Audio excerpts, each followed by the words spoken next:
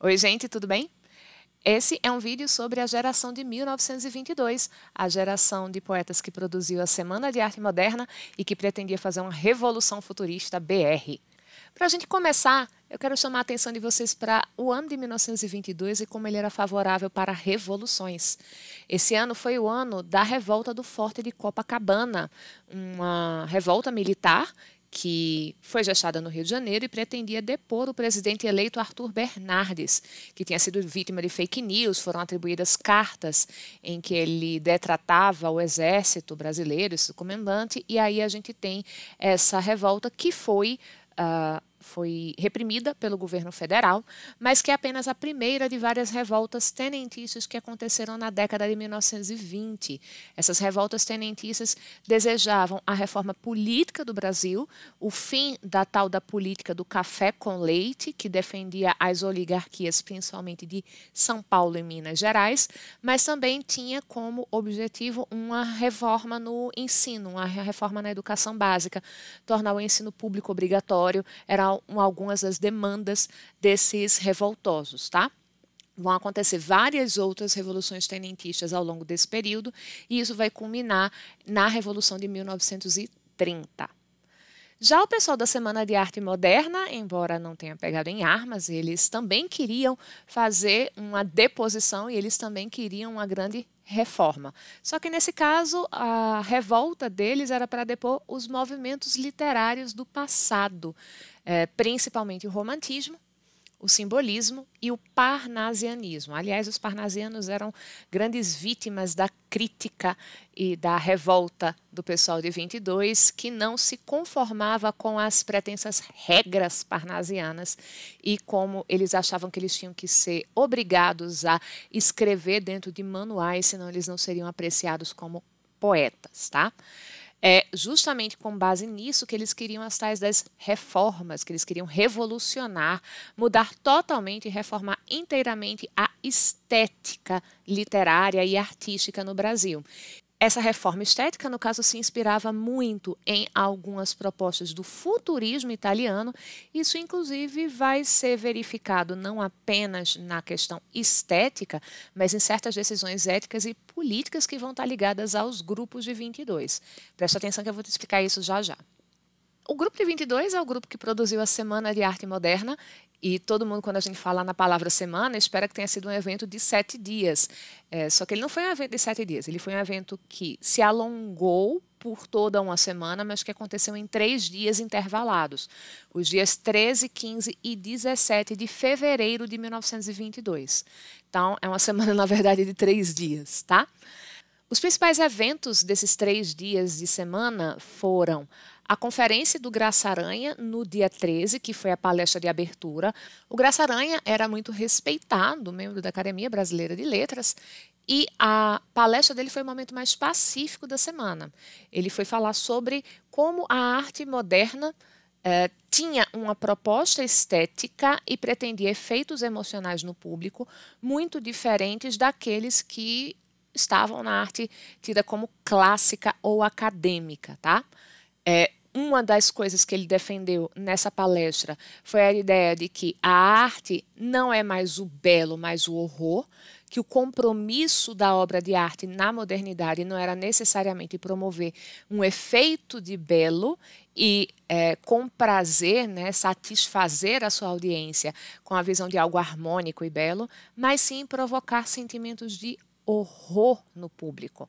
Pensa, por exemplo, em como o público da época recebia os quadros do expressionismo, com seus corpos deformados, caricaturados, as suas cores berrantes e aberrantes que não correspondiam ao mundo real. Aliás, essa correspondência, inclusive, foi tema de outra declaração do Graça Aranha, que disse que não importa nem a convenção do real, nem a convenção da fórmula consagrada. O que ele quer dizer com isso? Pensa, por exemplo, em como os cubistas e os expressionistas deformavam os corpos em suas pinturas. São corpos que não correspondem aos corpos das pessoas reais, tá?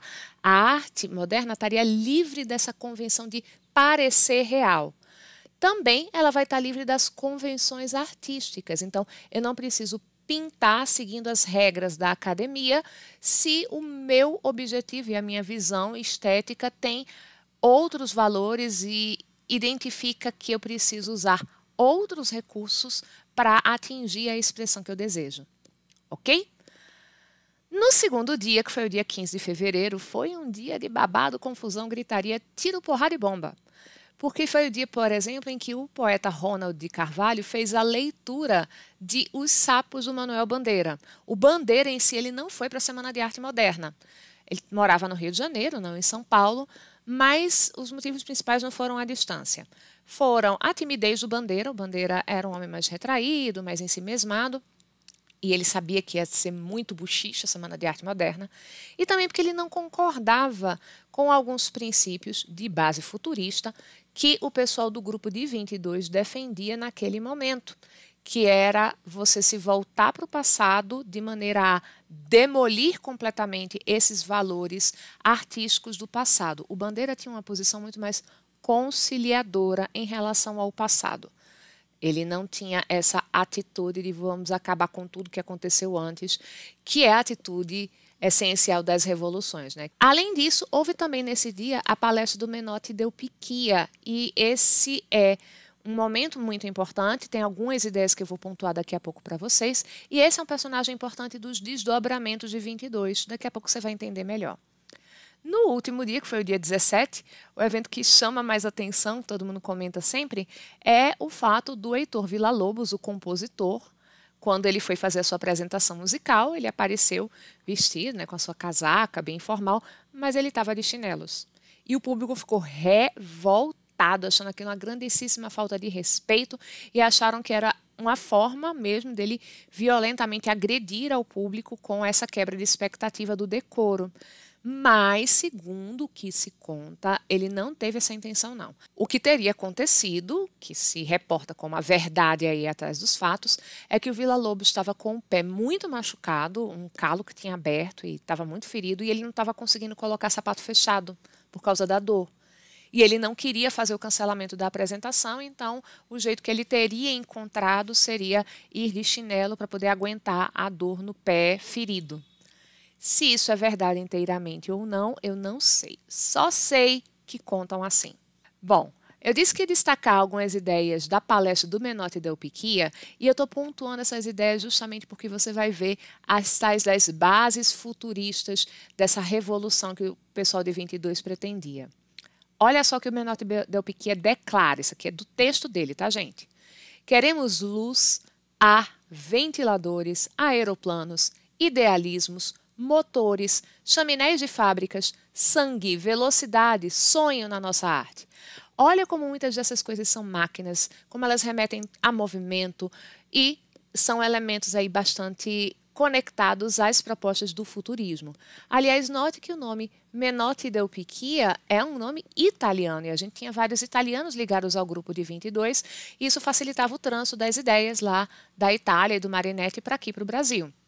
São também ideias futuristas defendidas ali pelo Menotti Delpiquia como sendo objetivos gerais daquele grupo que estava se apresentando ali.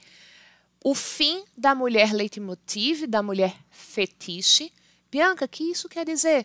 Quer dizer que o tema, a mulher como um tema artístico em si, sem ser um personagem dotado de ação, de interioridade, era uma coisa que eles queriam acabar. A mulher contemplada classicamente como a poesia, principalmente romântica, fez. E eles queriam acabar com esse tema, segundo Menotti Delpiquia, porque existe um mundo imenso de temas. E ele faz a lista, né? Automóveis, cursos, sapateiros martelando solas, ministros vendendo pátrias a varejo no balcão internacional de conferências e tribunais de arbitragem. Então, olha só, ele vai trazer vários elementos ali bem típicos do futurismo, como a máquina, né?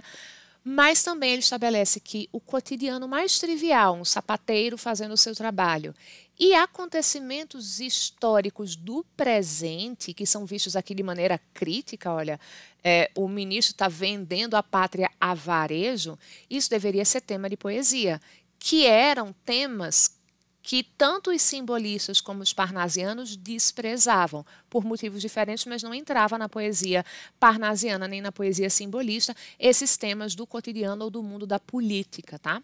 Outro elemento bastante futurista entre as ideias que o Menotti Del Picchia estabeleceu como sendo daquele grupo, naquele momento, era o modo como eles pretendiam fazer essa arte, que você vai ver que está ligado a modos da violência.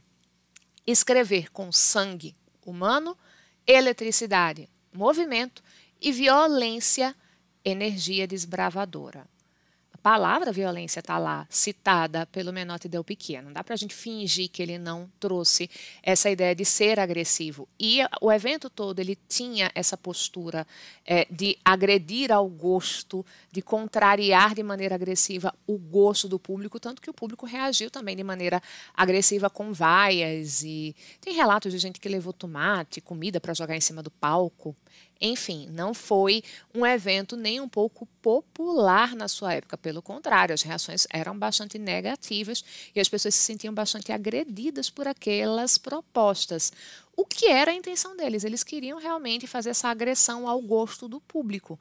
Afinal, você não precisava despertar necessariamente embevecimento, nem o efeito do belo que você queria despertar na arte moderna, disse o Graça Aranha, era o horror, tá? Bom, essas ideias, gente, também estão ligadas aos desdobramentos da Semana de Arte Moderna. Isso aqui é uma coisa importante, tá? Porque o grupo de 22 não só fez isso, eles continuaram produzindo ideias sobre arte ao longo de toda a década até ali 1928, 1930, tá? E aí, depois da Semana de Arte Moderna, o grupo de 22 ele se dividiu. Essencialmente em duas lideranças e duas visões sobre o que fazer a partir de então. A gente tem um grupo que foi liderado pelo Oswald de Andrade, tá? E que vai desenvolver os movimentos pau-brasil e antropofágico, estão ligados a esses dois manifestos assinados pelo Oswald. Tem vídeo aqui sobre esses dois manifestos, eu vou deixar link para vocês olharem esses vídeos. E a gente tem o grupo que foi liderado pelo Menotti Del Picchia, que falou essas ideias, e por uma outra pessoa chamada Plínio Salgado. Esse grupo se relacionou com outros movimentos, que foi o movimento verde e amarelo e a tal da Escola da Anta. E uma diferença essencial de uma corrente, a liderada pelo Oswald de Andrade, e a outra, liderada pelo Menotti Del Picchia e o Plínio Salgado, era a visão de nacionalismo e a tendência política desse pessoal. O pessoal que estava ali junto ao Oswald se conectou a uma visão de nação mais aberta à influência estrangeira, menos ultranacionalista. E, do ponto de vista político, a maioria deles se aproximou ou se associou ao Partido Comunista, tá? Aquele que se envolveu na Coluna Prestes e na Intentona Comunista. Já o pessoal que estava com o Menotti Del Picchia e principalmente o Plínio Salgado foi se conectar à Ação Integralista Brasileira. O Plínio Salgado é um dos fundadores da Ação Integralista Brasileira e do partido, tá? E aí, vamos lembrar que essa postura política se pautava em um pensamento conservador, que tinha como lema Deus, Pátria e Família, e que se aproximou profundamente do fascismo de Mussolini, assim como o futurismo do Marinetti. Aqui no Brasil, o pessoal da Aliança Integralista, né, da Ação Integralista, era conhecido como os camisas verdes, assim como lá na Itália os fascistas eram chamados de camisas negras, tá? E esse grupo da Aliança Integralista, da Ação Integralista Brasileira, fez sugestões ao governo provisório do Getúlio Vargas de certas medidas autoritárias que terminaram descambando no Estado Novo, terminaram resultando em ditadura. Tenso, né? Bom, vamos destacar o que ficou ali em termos de estilo, né? E que termina sendo mais ou menos comum aos diversos grupos que vão se formar em 22. A gente precisa destacar que, de maneira geral, eles vão se caracterizar pelo uso das formas livres. Os versos brancos, os versos livres foram o principal recurso estético característico dessa produção. A concisão concreta da linguagem. Bianca, como assim concisão concreta? Eles costumam privilegiar verbos e substantivos, usar poucos adjetivos ou advérbios. Então, é muito concreto, é a coisa e a ação que é apresentada no texto. E eles escreveram com muitas justaposições. Tiraram, por exemplo, as conjunções que estabelecem qual é a relação entre uma parte do texto e outra e deixam aquilo ali colado, como se fosse uma montagem cinematográfica, em que você vê uma coisa acontecendo depois da outra e você estabelece como sendo uma causa da outra, tá? É uma postura de irreverência e de humor a grande marca da geração de 22, irreverência em relação ao passado literário e histórico, que é parodiado e satirizado, e o humor que se expressava, gente, principalmente na ironia, na quebra da expectativa e num tipo de poema curtinho que visa o efeito de humor que foi chamado de poema piada. Principalmente o Oswald de Andrade desenvolveu esse tipo de poema. O prosaísmo, na linguagem e nos temas, então é uma literatura que vai quase que apagar a diferença entre poesia e prosa no ritmo e que vai trazer muitos temas prosaicos para a poesia, vai virar tema de poesia acontecimentos muito banais do cotidiano. O Manuel Bandeira, por exemplo, menciona como imagem poética em um texto o gatinho fazendo pipi. E a língua brasileira, no sentido de que são as variantes e não a norma padrão do português. As variantes que deixam a gente ver e perceber que é o povo brasileiro quem está usando a língua. Eles vão transformar isso em língua de literatura, contrariando todas as expectativas de um parnasiano, por exemplo, para quem você teria que usar a norma padrão, seguindo todas as regras de mesóclises possíveis e imagináveis. Aqui, se for o caso, como Oswald faz em um poema, você vai ter me dá um cigarro, pronome abrindo frase, e isso vai ser considerado belo, expressivo e literário. Eu espero que esse vídeo tenha ajudado vocês. Bom estudo, um beijo, até a próxima.